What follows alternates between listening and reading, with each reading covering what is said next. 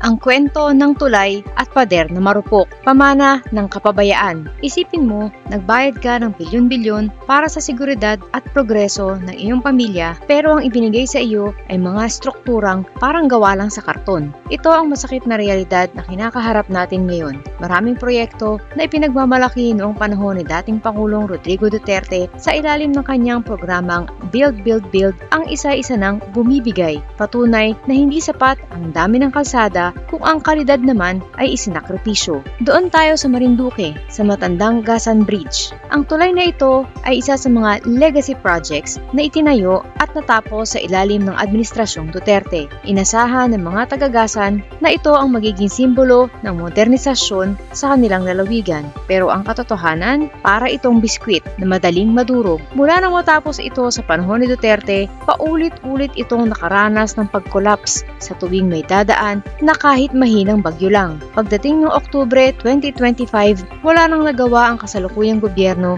kundi tuluyan na itong gibain. Bakit? Dahil natuklasan na substandard o kulang sa tibay ang pagkakagawa nito noon pa man. Ang masaklap, ang perang pinaghirapan ng taong bayan na ipinambayad sa konstruksyon ay nauwi lang sa paggiba at basura. Lumipad naman tayo sa Surigao del Norte, sa Barangay Mabuhay, Sison. Noong taong 2021, sa huling bahagi ng termino ni dating Pangulong Duterte, ipinagmalaki ang pagtatapos ng isang higanteng flood control structure. Ang halaga ng pader na ito, isang nakakalulang 87.5 million pesos. Ngunit heto ang nakakanginig ng laman. 3 taon lang ang itinagal nito bago tuluyang gumuho nitong 2025. Ang pader na dapat ay parangga sa baha na itinayo sa ilalim ng Build, Build, Build ay bumagsak lang sa ilog na parang domino. Paano nangyari na ang isang proyektong nagkakahalaga ng halos 70 milyong piso ay hindi man lang umabot sa kanyang ika-4 na kaarawan?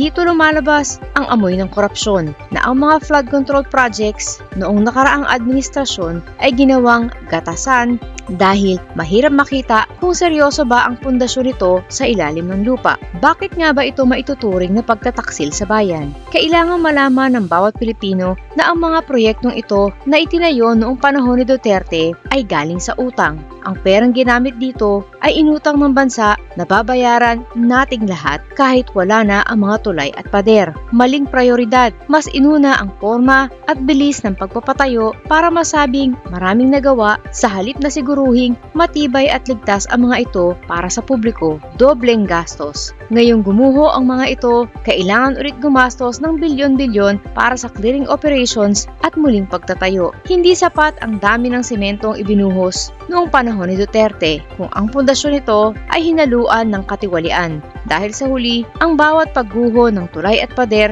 ay malinaw na ebidensya ng perang ninakaw sa kinabukasan ng bawat Pilipino.